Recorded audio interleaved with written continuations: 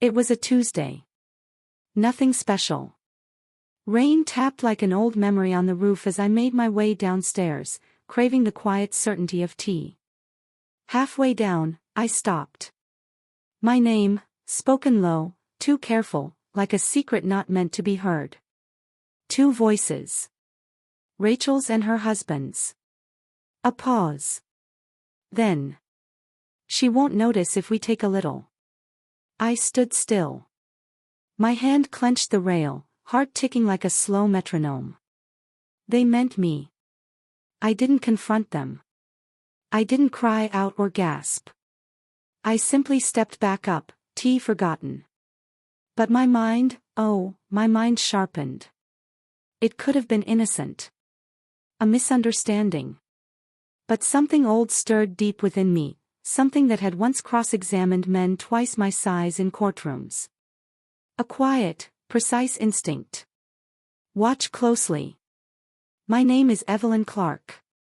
I'm 67 years old and, until a few years ago, I was an estate attorney. 32 years in the practice, my whole career dedicated to protecting what people loved most, their homes, their names, their intentions. I was never the loudest voice in the courtroom, but I was the last one still standing when the dust settled. Precision was my currency. Preparation, my armor. People trusted me with what they didn't trust their own families with. And I honored that. After my husband Harold died, stroke, sudden, cruel, I let go of the practice slowly. Downsized my caseload. Took fewer meetings. Let the garden grow a little wild. People assumed grief softened me. Maybe it did. Maybe I wanted to believe that after a lifetime of carrying other people's stories, it was time for someone to carry mine. When I slipped in the garden last March, a foolish tumble caused by a loose stone path, I broke my wrist. It wasn't severe, but it left me rattled. My daughter Rachel came that same week with her husband Darren. She brought soup, folded laundry I hadn't asked her to touch, and offered to stay, just until I got my feet back under me. She meant well. I told myself that again and again. She moved into the upstairs guest room. Darren set up a little office in the sunroom, saying it had better light than their apartment in Portland. They both worked from home, they said. They could take care of everything. Just for a while. I didn't question it. Because I loved my daughter. Because family helps family. Because I didn't want to be alone. And because I believed in the story we'd always told, about being close, about having the kind of mother-daughter bond people envied. But then things began to shift. Softly, like a rug slipping from under your feet. Rachel started answering the door before I could. Taking the mail upstairs before I'd seen it. She offered to help with my bills, said it was easier if she kept track while I was recovering. Then came the calls I never heard. The missed messages. Darren mentioned doctors I hadn't met. Rachel referenced conversations I was certain never happened. You said last week we should consolidate your accounts. I did. Don't worry, Mom. It's just a little brain fog. Normal after a fall. I started writing things down. Not out of paranoia, at least not at first. Just to track. To be sure. I marked which days the medication boxes were filled. I kept duplicates of every bill. I watched Rachel's eyes when I asked questions. They always flicked to Darren first. Then came the pills. They were pre-sorted, to help, she said. Color-coded, labeled. But some were unfamiliar.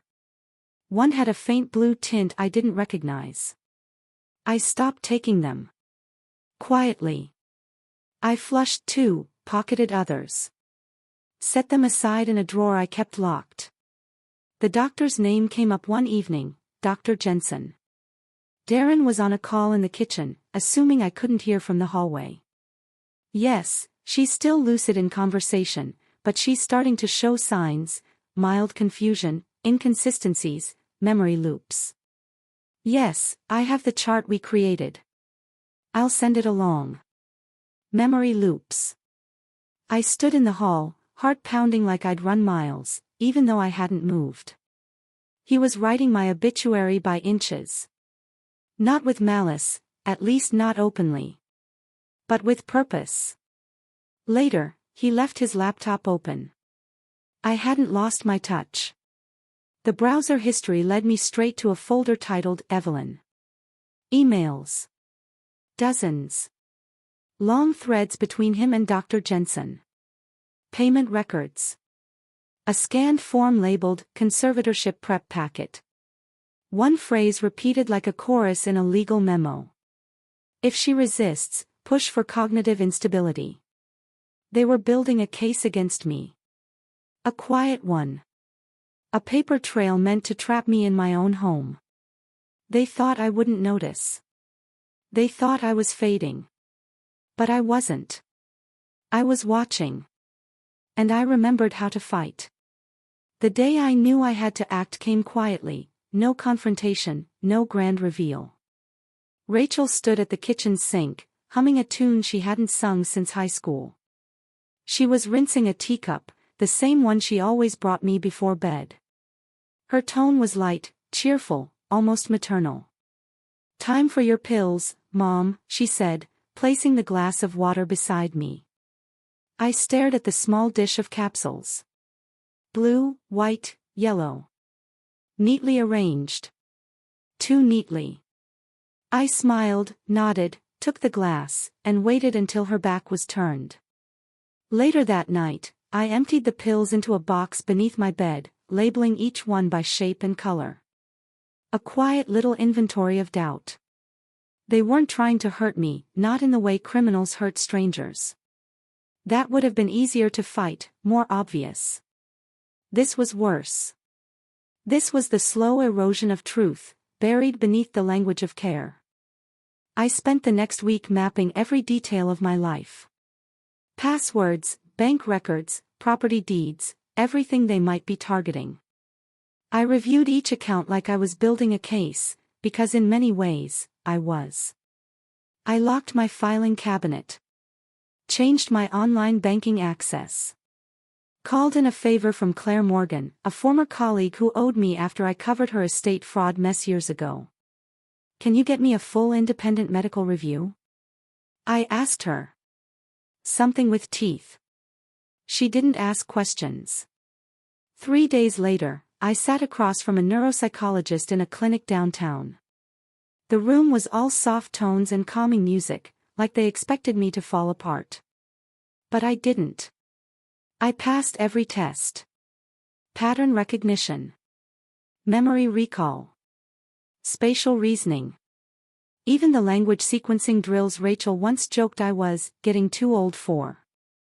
At the end of the exam, the doctor, a kind-eyed woman named Dr. Kapoor, smiled. "Frankly, Mrs. Clark, your cognition is exceptional for your age. No clinical signs of impairment." I had her sign the report in triplicate. Back home, I kept the documents in a sealed envelope, tucked into a hollow book on the second shelf, between my copy of Trust Law Reform and a family photo album Rachel hadn't opened in years. Darren noticed I was quieter. I stopped asking questions.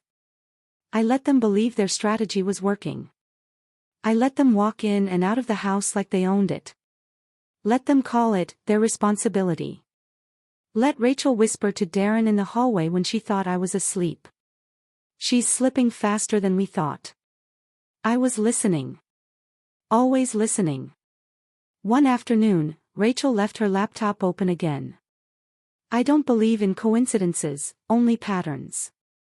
This time, I found a draft of a petition, already filled out, and signed. It listed her as conservator, Darren as financial proxy. Under reason for petition, it said, "Increasing confusion, difficulty managing finances, inconsistent behavior, risk to personal safety." I copied it. Printed it. Folded it into my purse. They weren't just planning to control me. They were laying the groundwork to take everything. But I had already begun to undo them. I visited the bank alone the next morning, speaking with Charles, a junior manager who recognized me from years ago, back when I helped his mother write her will. I need to change all account access. Quietly, I said. No shared permissions. Full restriction on external logins. And print a full access history for the last 6 months. He didn't blink. Rachel had attempted 3 transfers. 2 bounced due to authorization issues I'd left in place, just in case. 1 had gone through, a minor sum, but telling. I froze everything. Then I contacted Harold's old financial planner and had the remainder of our estate placed into a temporary private trust, mine alone, with medical power of attorney assigned to Claire. Rachel didn't notice at first. She still smiled sweetly. Still brought me tea. But I had stopped drinking it. Every drop went down the sink the moment she left the room. In the evenings, I sat by the window in Harold's chair. I watched the trees shift in the wind. The way shadows lengthened across the porch. The way silence can feel like armor when worn correctly. I waited. Not passively, but precisely. And then, one morning, Rachel's voice sharpened from the hallway. The bank's calling again. Something's wrong with Mom's accounts. Darren mumbled something I couldn't catch. Rachel's response was louder. No, she couldn't have. She wouldn't know how. But I did. Because they forgot who I used to be. I wasn't just their mother. Or their responsibility. I was Evelyn Clark. And I wrote the rules they were trying to bend. The unraveling began with silence. Rachel stopped humming in the kitchen. Darren's footsteps no longer echoed up and down the stairs. They began closing doors, speaking in tighter circles, glancing at me the way one might glance at a mirror with a crack they hadn't noticed before. I pretended not to see it. Instead, I returned to my routines, tea in the morning, brewed by my own hand, quiet walks in the garden, letters folded carefully into envelopes, addressed to colleagues I hadn't spoken to since retirement. I re-established what was mine. The house deed, still in my name alone, had been refinanced twice without my consent. I found the documents, unsigned but drafted, in Rachel's locked drawer. It wasn't locked anymore. I called the county office. The clerk remembered me from a zoning appeal 15 years ago. Evelyn Clark, she asked, surprised. Still sharp as ever. I replied, smiling. I need a full property record audit. Within 2 days, I had it all, dates, requests, attempted filings. Each one a thread Rachel had quietly begun pulling, believing the fabric too old to notice. But I noticed. At the clinic, Dr. Kapoor had offered me one final suggestion. If there's a legal concern, she said gently, document everything. Keep a log. So I did. Every odd behavior. Every accidental deletion of emails. Every misplaced bill, every uncashed check. I noted the time Darren used my printer to run test pages on proxy appointment forms. I copied the files. I marked the calendar when Rachel claimed I'd agreed to transfer medical authority, then smiled too quickly when I asked her to repeat it. And always, I said nothing. Because silence was power when wielded with intention. It was Darren who cracked first. He sat across from me one night after dinner, posture too stiff, smile too still. We've been talking, he began. His tone was smooth, rehearsed. Oh? I said, stirring my tea. The real kind, with no additions. He nodded. It's been a rough year for you, and Rachel and I, we just want to make things easier. He paused. A little more structured. Safe. That word. Safe. It was their favorite word. Their shield. Their excuse. We've spoken to Dr. Jensen again, he added, and he agrees. Dr. Jensen, I repeated, setting my spoon down. The man I've never met. Darren blinked. Well, yes, but Rachel. I see, I said. And you want me to consent to what, exactly? A pause. To temporary conservatorship. Just for now. He offered a small smile, like it was a favor. A courtesy. Just until we're sure you're stable. I am stable, I said calmly. I have the papers to prove it. He froze.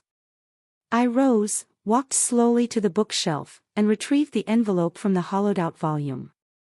I handed it to him. Dr. Kapoor's seal. Her signature. Every test result, every metric. All normal. All mine. Evelyn, he began, his voice strained, this isn't about. It is exactly about this, I interrupted. And now it's documented. He opened his mouth, closed it, then turned away. His hands trembled. Rachel confronted me that evening. You went behind our backs, she hissed, standing in the doorway to my room. No, I said, I went behind your illusion. Her face twisted, not with rage, but something worse, realization. You've been planning this, she said. I said nothing. You let us believe. Yes, I said, finally. I let you believe I was weak. It's the only time you've truly seen me. The days that followed were filled with tension so thick it made the walls feel closer. Rachel watched me like a hawk. Darren made excuses to leave the house. The kettle whistled less often. Meals were quiet. The house, once filled with their noise, became mine again, through presence, not ownership. I made copies of every document. I sent them to Claire. Sent them to Charles at the bank. Filed a formal notice with my attorney, updating my power of attorney to reflect my will, not theirs. And then, I called the local sheriff's department.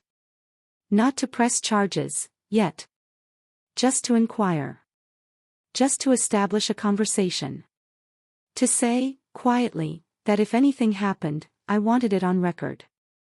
They took notes. And then I waited. Because it wasn't time yet. Not quite. But it was coming. I could feel it in the way Rachel no longer lingered when she brought me tea. In the way Darren's voice dropped to a whisper whenever the bank called again. They thought the collapse would be silent. They were wrong. It would be recorded. It would be deliberate. It would be mine. I waited until the rain returned, soft, steady, cleansing. There's something about rain that clarifies everything. People rush. People forget. And the old become invisible. Perfect. I dressed carefully that morning. Slacks, cardigan, no perfume. I didn't want anything that might make me look theatrical. Just real. Just Evelyn. Rachel had left early, claimed she had errands in town. Darren lingered, nursing coffee he hadn't brewed for anyone but himself. He didn't speak as I passed him in the kitchen. I didn't need him to. I just needed the silence to stay long enough for me to reach the study. I opened the drawer where he kept his personal files. Nothing was locked anymore. They had grown careless with my supposed fragility. Inside, I found it. The insurance policy I had signed 10 years ago, with Harold still alive, and Darren still pretending to be a son-in-law who called me Mom. The policy had recently been updated. A secondary beneficiary added. Rachel's name. With a timestamp dated 3 weeks after my fall in the garden. Beneath it, another document, a draft medical directive naming Darren as my surrogate decision-maker. Unsigned. But prepared. They'd been working faster than I realized. I took photos. Stored them in 2 places, my laptop and a flash drive I'd mailed to Claire 2 days prior, in a padded envelope marked, for safekeeping. Just in case. Then I walked back to the kitchen. Darren was still sitting there, thumbing through messages on his phone. "I've scheduled a dinner," I said, my voice even. He looked up, startled. "With whom?" "The family," I replied. "Rachel." "You." "Myself." He hesitated. "What's the occasion?" I smiled. "Closure." That night, I set the table with the good dishes, blue-rimmed porcelain Harold brought back from France, the ones Rachel once called dated. I used the silver Rachel never polished. Laid out napkins folded like court dockets. Every detail precise, practiced, meaningful. They arrived at 7. Rachel wore her mask, a smile too bright, eyes too alert. "You're dressed up," she said. "It's a dinner," I replied. We sat. We ate. I served roast chicken with rosemary, the same dish Harold requested on his last birthday. Rachel didn't touch hers. Halfway through the meal, I cleared my throat and reached into the drawer beside the table. I pulled out a single manila folder. "I've prepared something," I said. Rachel's eyes narrowed. Darren shifted in his seat. "I wanted us all to be clear," I continued, "about the legal structure of my affairs. Since there seems to have been confusion." I handed them each a packet, neatly tabbed, labeled. Copies of Dr. Kapoor's report. My new financial arrangements.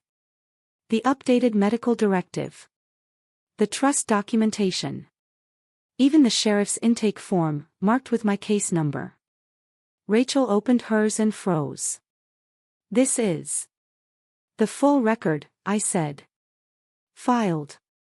Recorded. Witnessed. You did all this behind our backs." Darren snapped. I looked at him evenly. "I did it in front of you. You just didn't see me." Rachel tried to speak. I held up a hand. "There's more." From my purse, I removed the last envelope, thick, heavy. "Inside is a notarized cease and desist," I said. "Effective immediately. You are to vacate this home within 5 business days. You are to remove all personal effects. Any further action to interfere with my medical care or financial matters will be regarded as criminal, and prosecuted as such." Darren stood. "You can't be serious." "I am," I said. "You'll be alone." "No," I corrected. "I'll be free." Rachel stared at me, her expression unreadable. "You planned this," she whispered. "You pretended." "No," I said, rising from the table. "I remembered." Silence filled the room. Finally, Rachel gathered her papers. Darren followed. They left without another word. I stood in the hallway long after the door closed, breathing in the stillness. No rage. No victory speech. Just the quiet reclaiming of a space that had once belonged to me in name alone. Now, it belonged to me in truth. I made tea the way I liked it, strong, steeped, unsweetened. I sat by the window and watched the rain return. It didn't feel like justice.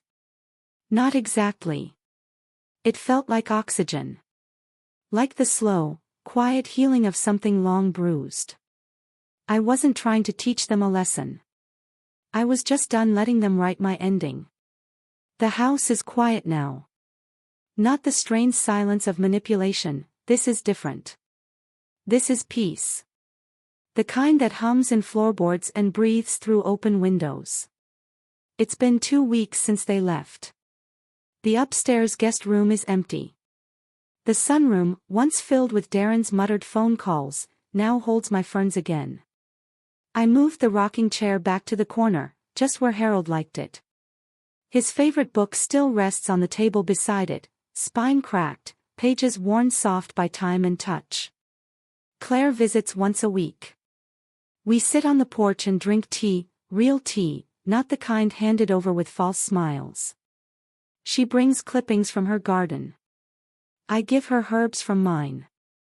Sometimes we don't speak at all.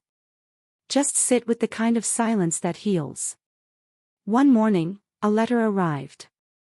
Postmarked from Portland.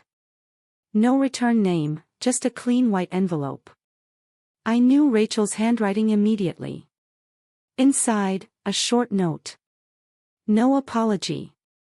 Just a sentence. I didn't think you'd really do it.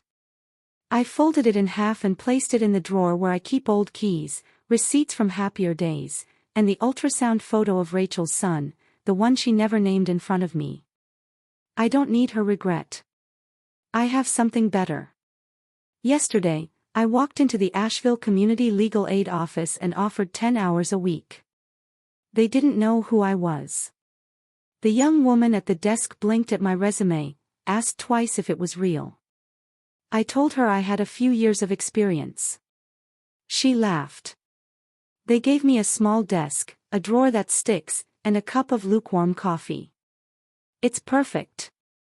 This morning, a client came in, a widow, younger than me by a decade, but already leaning into the curve of loneliness. Her daughter had been managing her finances, she said. She wasn't sure, but something felt off. She asked if I could take a look. I smiled. Yes, I said. Let's start there. And I thought, this is what healing looks like. Not revenge. But becoming the woman they thought they could erase, all over again. Every morning now, I step onto the porch. I breathe. The maple trees sway above me, and the wind carries no secrets. The tea is warm. The garden is blooming again. And for the first time in years, I am exactly where I belong. Home. In my own name. In my own power. Still Evelyn. Always Evelyn.